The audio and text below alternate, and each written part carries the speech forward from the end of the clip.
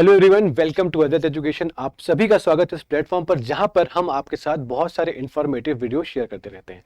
दोस्तों, आज इस कड़ी में हम आपके सामने लेकर आए हैं भारत का सबसे ऐतिहासिक केस, एक लैंडमार्क केस जिसका नाम है केशव नंदा भारती केस, जो आया था 24 अप्रैल 1973 को। इस केस के आने के पहले अगर हम बात करते तो इस केस में चीजें जो आई वो तो हम पढ़ेंगे जरूर, लेकिन इस केस को आने की जरूरत क्या पड़ी, इस केस के पहले ऐसे क्या चीजें हुई थी कि इस केस में इतना बड़ा फैसला सुनाया गया जिस फैसले से सबको खुश होना पड़ा। बहुत सारी चीजें थी, बहुत सारे अलग अलग प्रावधान थे, अलग अलग प्रोविजन थे। जानेंगे इन सब के बारे में डिटेल में। दोस्तों, अगर इस चैनल पे नए हैं जरूर सब्सक्राइब कर दीजिएगा। अगर ऑलरेडी चैनल पर आ चुके हैं तो इस वीडियो को जरूर शेयर कीजिएगा, लाइक कीजिएगा और कॉमेंट सेक्शन पर अपना प्यार भरपूर बरसाइएगा और जो भी आपकी ओपिनियन होगी जरूर शेयर कीजिएगा। तो दोस्तों, शुरुआत करते हैं आज के इस वीडियो की। केशव नंदा भारती केस एक बहुत ही ऐतिहासिक केस है हमारे इंडियन जुडिशियल सिस्टम के अंदर कहा जाए। और बात करेंगे अगर इसकी शुरुआत से, तो हम बात करते हैं अपनी आजादी के वक्त की। जब देश आजाद हुआ 15 अगस्त 1947 को, उस समय के हालात बड़े अलग थे। हम नए नए आजाद हुए थे, हम नए नए अंग्रेजों की चंगुल से बाहर आए थे, यूं समझ लीजिए। और हम अब डेवलपमेंट की ओर बढ़ रहे थे, क्योंकि अब देश की बागडोर हमारे लोगों के हाथ में आ चुकी थी। देश का कानून अब हम बनाएंगे, देश का विकास अब हम करने वाले हैं। तो जब बात विकास की आती है, खुश तो बहुत हो गए कि हाँ देश आजाद हो गया, लेकिन जब बात विकास की आती है तो बहुत सारी अड़चनें सामने आती है। ऐसा हुआ कि डेवलपमेंट करना था, कहीं हमें एग्रीकल्चर फील्ड को बढ़ाना है, कहीं हमें इंडस्ट्रीज डेवलप करनी है, तो अलग अलग प्लान्स, अलग अलग प्लानिंग कमीशन के अकॉर्डिंग हम आगे बढ़ना चालू करते हैं। इसके बाद फिर हम जब लैंड का एक्सटेंशन या लैंड का एक्विजिशन करना शुरू करते हैं, जब जमीन पर हम अधिग्रहण करते हैं कि भाई अब हम यहाँ पर कुछ डेवलपमेंट करना चाहते हैं, तो यहाँ पर कुछ बाधाएं आती हैं, कुछ चीजें आती हैं। क्योंकि सिर्फ कंट्री ही नहीं, अलग अलग स्टेट अलग अलग लेवल पे अपने अपने स्तर पे डेवलपमेंट करने की ओर आगे बढ़ते चले जा रहे थे। हर किसी ने अपने अपने स्टेट को फ्लरिश करने के लिए, उसको चमकाने के लिए, उसको डेवलप करने के लिए बहुत सारे रिफॉर्म्स, बहुत सारे एक्ट्स लेकर आते हैं। अपने राज्य स्तर पे भी, राष्ट्रीय स्तर पे भी, दोनों तरह पे बहुत सारे डेवलपमेंट शुरू हो जाते हैं। आगे बढ़ते हैं यहाँ पर, तो जब हम आजाद हुए तो उससे कुछ दिनों के बाद, कुछ साल के बाद ही 26 नवंबर 1949 को हमें हमारा संविधान मिल जाता है, जिसको लागू कर दिया गया 26 जनवरी 1950 को लागू कर दिया गया। यह है डॉक्टर भीमराव अम्बेडकर साहब, जिन्होंने हमें संविधान दिया बनाकर और इस देश में संविधान लागू किया। उस संविधान में एक बहुत अहम चीज लिखी हुई थी, उसका नाम था फंडामेंटल राइट, मौलिक अधिकार। मौलिक अधिकार सुनते ही हम समझ में आ गया कि अरे वाह, इस देश में, इस देश के नागरिकों को या इस देश में रहने वालों को मौलिक अधिकार दिए जाएंगे। ऐसे अधिकार जिस अधिकार के तहत आप बहुत सारी चीजें कर सकते हैं और गवर्नमेंट पर रिस्ट्रिक्शन होता है, मतलब नेगेटिव नेचर का होता है। इससे गवर्नमेंट पर रिस्ट्रिक्शन होता है कि नहीं, इनके अधिकारों को आप नहीं छीन सकते। ये ऐसे अधिकार है जो उनको मौलिक कानून में लिखे गए हैं, इसलिए मौलिक अधिकार कहा जाता है, क्योंकि ये fundamental law of the land is the constitution of India, और यहीं पर लिखे हुए अधिकार को ही फंडामेंटल राइट्स कहा जाता है, मौलिक अधिकार कहा जाता है। ऐसे अधिकार है जिसके हनन होने पर, जिसके वॉल्यूशन होने पर हम सीधे सुप्रीम कोर्ट का दरवाजा नॉक कर सकते हैं और सुप्रीम कोर्ट हमें हमारे राइट्स वापस दिला देगा, उनके अलग अलग रिट जारी करके। ये कुछ चीजें आप जानते होंगे और आपको इसका आइडिया होगा, इल्म होगा। आगे बढ़ते हैं इसके बाद कि ये सब चीजें हम क्यों जान रहे हैं। हमें तो केशव नंदा भारती पढ़ना है ना, बट वहां पहुंचने के लिए कुछ चीजों को जानना बहुत जरूरी होगा। आगे समझ में आता है कि हमें पास दो अलग अलग आर्टिकल्स है जो आपस में फाइट कर रहे हैं। एक है आर्टिकल नंबर 13 जो कि फंडामेंटल राइट्स के अंदर आता है, मौलिक अधिकार के तहत आता है। एक है आर्टिकल नंबर 368, इस तरह से, ठीक है। आर्टिकल नंबर 13 और आर्टिकल नंबर 368, इन दोनों के बीच में फाइट चल रही है। फाइट क्यों चल रही है? आर्टिकल नंबर 13 ये कहता है कि भाई अगर कोई भी कानून, कोई भी लॉ, कोई भी ऑर्डर अगर हमारे कॉन्स्टिट्यूशन के पार्ट 3 मतलब हमारा फंडामेंटल राइट एक भाग में लिखा हुआ है, उसको पार्ट 3 में लिखा हुआ है, तो उस फंडामेंटल राइट के अगर किसी भी राइट्स को या किसी भी आर्टिकल को वॉयलेट करता होगा, तो ये आर्टिकल के पास पावर है कि सुप्रीम कोर्ट इस आर्टिकल का इस्तेमाल करते, इस पावर का इस्तेमाल करते हुए उस एक्ट को, उस लॉ को, उस ऑर्डर को नल एंड वॉइड डिक्लेयर कर देगा, निरस्त कर देगा। मतलब कोई भी कानून देश बनाता है, अगर उस कानून के तहत, अगर उस कानून से आर्टिकल नंबर 13 ये कहता है कि तुम्हारे मौलिक अधिकार में जो भी अधिकार अगर छीनोगे तो भाई हम तुम्हें उस कानून को क्या कर देंगे, वॉलिश कर देंगे, नल एंड वॉइड फिनिश कर देंगे, खत्म कर देंगे। ठीक है जी। आर्टिकल नंबर 368 ये कहता है कि पार्लियामेंट मतलब संसद के पास ये अधिकार है कि वो कैसा भी अमेंडमेंट, बदलाव और कानून बना सकती है। तो ये आर्टिकल नंबर 368, दोनों में भिड़ंत हो गई। भाई अगर इसके पास फुल पावर है तो ये तो मौलिक अधिकार को भी चेंज कर सकती है। इसके पास ये बोल रहा है कि अगर मौलिक अधिकार का हनन होगा तो हम तुम्हें कैंसिल कर देंगे। अब मुद्दा ये है कि इन दोनों में पावरफुल कौन है? जब दो लोग सेम तरह की सोच रख रहे हैं तो इनमें बेहतर कौन है, इसको जांचने के लिए हमें जाना पड़ता है उनके पास जो हमारी हेल्प करेंगे। जो क्या है, जो गार्डियन ऑफ कॉन्स्टिट्यूशन है, वो कौन है, सुप्रीम कोर्ट होता है। अब यहीं पर जब मैंने बताया कि डेवलपमेंट की बात चालू, क्योंकि देश आजाद हुआ था। अभी हम चलते हैं फ्लैशबैक में। देश आजाद हुआ था तो हमने जमीन को अधिकृत किया था, मतलब जमीन को कहीं ना कहीं पे हमने एक्विजिशन किया था। और उस एक्विजिशन से हुआ ये कि हमने ये एक अमेंडमेंट किया, आर्टिकल नंबर 31, आर्टिकल नंबर 31 हमारा मौलिक अधिकार था, जहां पर हमें प्रॉपर्टी का भी राइट है। वहां पर जब हम आगे बढ़े, आर्टिकल नंबर 31 में कुछ अमेंडमेंट किया गया सरकार ने, और ये बोला कि अगर सरकार एग्रीकल्चर के लिए या किसी डेवलपमेंट के लिए अगर कोई जमीन को एक्विजिशन करती है तो वो कहीं भी किसी तरीके से फंडामेंटल राइट्स का वॉल्यूशन नहीं होगा। मतलब जमीन का अधिग्रहण करना, एक्विजिशन करना, ये मौलिक अधिकार का हनन नहीं होगा। हमने बोला था होगा, कहीं ना कहीं पैसा होगा, तो आर्टिकल नंबर 13 बोला है तो मौलिक अधिकार छीना जा रहा है आपका, तो हम आपके इस अमेंडमेंट को क्या कर देंगे, कैंसिल कर देंगे, नल एंड वॉइड कर देंगे। बट 368 बोलता नहीं, मेरे पास सुपर पावर है। यहीं पर पहले अमेंडमेंट के तहत ही हमारे पास एक बहुत इंपॉर्टेंट केस आता है। उस केस का नाम क्या है, Shankari Prasad versus Union of India 1951, first constitution amendment act के बाद हमारे पास ये केस आता है।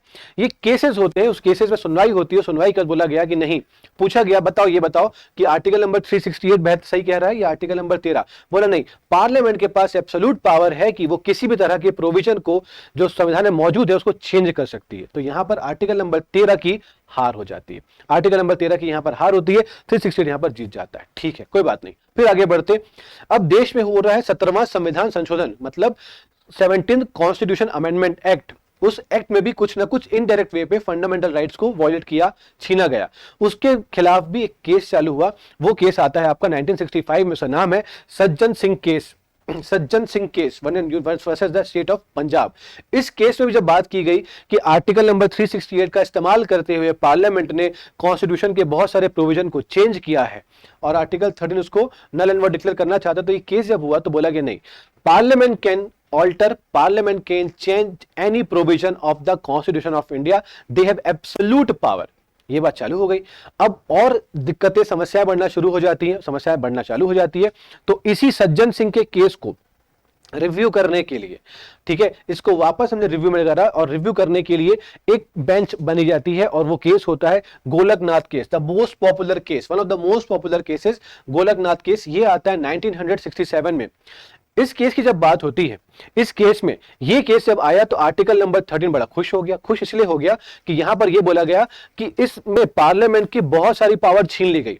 पार्लियामेंट के पास बहुत सारी पावर थी कि वो कुछ भी कर सकता है, एब्सोल्यूट पावर थी। तो इस केस ने बहुत सारे पावर को छीन लिया और बहुत सारे पावर छीन को क्या कर दिया, पार्लियामेंट के ऊपर लगा दिया रेस्ट्रिक्शन। अब पार्लियामेंट के पास रेस्ट्रिक्शन ये लग गया कि आप कोई भी प्रोविजन को यूं ही चेंज नहीं कर सकते संविधान के अंदर मौजूद। अब इस चीज से उभरने, क्योंकि पार्लियामेंट कमजोर पड़ गया, अब पार्लियामेंट अपने आप को पावरफुल करने के लिए 3 इंपॉर्टेंट अमेंडमेंट लेकर आएगा। अमेंडमेंट 24वां, अमेंडमेंट नंबर 25वां और अमेंडमेंट नंबर 29वां। 24th constitution amendment act, 25th constitution amendment act and 29th constitution amendment act. 24वां, 25वां और 29वां संविधान संशोधन अधिनियम। अब क्या थे ये 24, 25 और 26वां संविधान संशोधन अधिनियम? तो 24 में बोला गया कि द पावर ऑफ, क्या कहा गया था इसमें, the power to amend any provision of constitution, मतलब पार्लियामेंट के पास ये पावर है that it can amend any provision of constitution. ये अमेंडमेंट करके इन्होंने ये लगा दिया। ठीक है जी। आर्टिकल नंबर 20, संविधान का संशोधन 25वां में ये कह दिया गया कि अगर सरकार पब्लिक वेलफेयर के लिए कोई प्रॉपर्टी, कोई लैंड को एक्विजिशन करती है तो वहां पर कोई भी राइट्स का वॉल्यूशन नहीं कहा जाएगा, वो राइट्स का वॉल्यूशन नहीं होगा। आर्टिकल नंबर 29 ये कहता है, not article number 29, I am sorry for that, 29वां संविधान संशोधन 29 कॉन्स्टिट्यूशन अमेंडमेंट एक्ट ये कहता है कि भाई इस वक्त आपके पास जो लैंड रिफॉर्म एक्ट है, इन्होंने भू सुधार अधिनियम भी लेकर आया था, उसके बहुत सारे पार्ट को उन्होंने उठाकर रख दिया शेड्यूल नंबर 9 पे। शेड्यूल नंबर 9, अनुसूची नंबर 9। अब अनुसूची नंबर 9 में रखने से ये फर्क पड़ जाता है कि इस पर जुडिशियल रिव्यू नहीं हो सकता, इस पर कोई क्वेश्चन मार्क नहीं लग सकता, वो सेफ हो गया, इम्यून हो गया। जब तीनों चीजें आ गई तो और टेंशन बढ़ गई। अब इससे क्या हो रहा है कि पार्लियामेंट और पावरफुल हो जा रही है और किसी की जमीन को भी वो एक्विजिशन कर सकती है। तो इसके खिलाफ अपने आप को पावरफुल बनाने के लिए पार्लियामेंट ने सब काम किया। अब इसी जद्दोजहद में बहुत सारे स्टेट ने भी इसी तरीके से लैंड एक्वायर करना शुरू कर दिया था और उसी लैंड एक्विजिशन वाले पार्ट में हम चलते केरल में। केरल में भी जब ये एक्विजिशन चालू हुआ तो केरल सरकार ने भी लैंड रिफॉर्म एक्ट 1963 लेकर आया था। उसके तहत वो अलग अलग जमीन पर एक्विजिशन चालू कर दी थी और उसी एक्विजिशन के तहत इन्होंने भी एक मठ का भी एक्विजिशन करना चालू किया था और वहां की भी बहुत सारी पावर्स को क्या कर दिया था, रिड्यूस कर दिया था। ये Kerala reform land reform act 1963 है। मुद्दा ये है एडनीर मठ। बात करते हैं एडनीर मठ में, चलते हैं। कासरगोड़ा डिस्ट्रिक्ट के अंदर केरल में ये मठ है। लैंड एक्विजिशन की वजह से इस मठ का जो रेवेन्यू था वो डिक्रीज हो जाता है। अब इससे रेवेन्यू कम आएगा तो इनके जो चीजें थी, जो इनके खर्च होंगे, जो एक्सपेंसेस होंगे, वो काफी हद तक कट शॉर्ट करने पड़ जाते हैं और परेशानी हो जाती है। अब इन्हीं चीजों को ओवरकम करने के लिए, इसी चीज से बाहर आने के लिए यहाँ के मठ के जो मुखिया थे, जिनका नाम था केशव नंदा भारती, जिन पर एक केस हम डिस्कस करने वाले और कर रहे हैं। केशव नंदा भारती जी ने एक पिटीशन फाइल कर दी सुप्रीम कोर्ट में। ठीक है, पिटीशन फाइल कर दी सुप्रीम कोर्ट में। अब इस पिटीशन को जब फाइल किया गया तो इनकी तरफ से इनका सपोर्ट करने के लिए सुप्रीम कोर्ट पे कौन गए थे? नानाजी पालकीवाला गए थे। अब पालकीवाला साहब एक बहुत कद्दावर उस समय के ये हुए करते थे, वकील हुआ करते थे, और ये जाते हैं केस लड़ने के लिए केशव नंदा भारती जी की तरफ से सुप्रीम कोर्ट में। अब बात हम सुनते हैं अक्सर ना कि जजेस की बेंच बनी हुई है, ये न्यायाधीश की पीठ बनी हुई है। तो याद रखना, जब भी कोई संवैधानिक पीठ बनेगी, जब भी कोई कॉन्स्टिट्यूशनल बेंच बनेगा, तो कम से कम 5 जजेस की बेंच बनेगी, मिनिमम 5। इससे ज्यादा 7, 9, 11, 13 बन सकती है, लेकिन 5 जजेस की कम से कम बेंच बनना जरूरी है, पीठ बनना जरूरी है, अगर वो मामला संविधान से संबंधित होगा तो। और मजे की बात कि आज तक भारत में जो सबसे बड़ी बेंच बनाई गई थी, जो सबसे बड़ी पीठ बनाई गई थी, वो थी केशव नंदा भारती वाली, Kesavananda Bharati versus state of Kerala. यहां पर कुल 13 जजेस की बेंच बनाई गई थी। क्यों? क्योंकि पिछले ही केस में आपने देखा, गोलकनाथ केस में 11 जजेस की बेंच बनी थी। अगर मुझे किसी भी फाइल केस को रिव्यू करना होगा, चेंज करना होगा फैसले को, तो मुझे अगली जो बेंच बनवानी होगी वो पिछले वाले से बड़ी बनानी पड़ेगी, तभी मैं उस फैसले को चेंज कर पाऊंगा। केशव नंदा भारती केस में बोला गया कि क्या पार्लियामेंट के पास सारी पावर है चेंज करने की, कोई भी प्रोविजन चेंज करने की? तो बोला हां, parliament has absolute power to change any provision of the constitution. मतलब ये बात तो खिलाफ हो गई थी किसके? सुप्रीम कोर्ट के। ये बात तो खिलाफ हो चुकी थी किसके? किस पॉइंट के? ये पॉइंट वो था जो गोलकनाथ में कहा गया था कि नहीं, पूरी पावर नहीं है। बट यहां क्या बोला गया? सवाल पूछा गया क्या पूरी पावर है? तो केशव नंदा भारती केस में बोला गया हां, पूरी पावर है। बहुत ही ब्यूटीफुली और बहुत ही क्रिएटिवली यहां पर जजेस ने ये बोल दिया, जुडिशरी ने बोल दिया, that you have the complete power sir, you have absolute power to change the any provision of constitution. संविधान के किसी प्रावधान को तुम चेंज कर सकते हो, but without changing the basic structure of constitution. ये नया शब्द अब यहां पर शामिल कर दिया गया, बेसिक स्ट्रक्चर ऑफ कॉन्स्टिट्यूशन। मतलब मूल चीजों को चेंज करें, मतलब आधारभूत चीजों को चेंज किए बिना तुम संविधान को चेंज कर सकते हो, लेकिन तुम आधारभूत चीजों को बदल नहीं सकते, मूलभूत चीजों को बदल नहीं सकते। तो ये पहली बार बेसिक स्ट्रक्चर ऑफ कॉन्स्टिट्यूशन की बात यहां पे कही गई थी। और ये कुछ पॉइंट्स है कि बेसिक स्ट्रक्चर ऑफ कॉन्स्टिट्यूशन में कौन कौन सी चीजों को शामिल किया गया था। That supremacy of constitution, unity of sovereignty, democratic and Republic form of government, federal character, secular character, separation of power, individual freedom. इसका पार्ट हिंदी में भी लिखा हुआ है। तो ये सब बेसिक चीजें बेसिक स्ट्रक्चर में आती है। ये कंप्लीट नहीं थी। समय दर समय जजेस को, जुडिशरी को मौका दिया गया था कि आप समय दर समय इस बेसिक स्ट्रक्चर में चीजों को और ऐड भी कर सकते हैं। तो इस तरीके से इस केशव नंदा भारती केस के तहत हमने बहुत अच्छे तरीके से, जुडिशरी ने बहुत ही खूबसूरत तरीके से, बहुत ही क्रिएटिवली क्या कर दिया, अपने संविधान की और अपने डेमोक्रेसी की रक्षा कर दी। तो ये था कंप्लीट केशव नंदा भारती केस की, किस तरह से केसेस का ये डेवलपमेंट हुआ और किस तरीके से फैसला आया और उसका क्या असर नजर आता है, ये नजर आता है। तो अगर वीडियो अच्छी लगी होगी तो जरूर शेयर कीजिएगा, लाइक कीजिएगा। अगर चैनल पे नए हैं तो जरूर सब्सक्राइब कीजिएगा। Thank you so much, all the very best, bye bye, take care.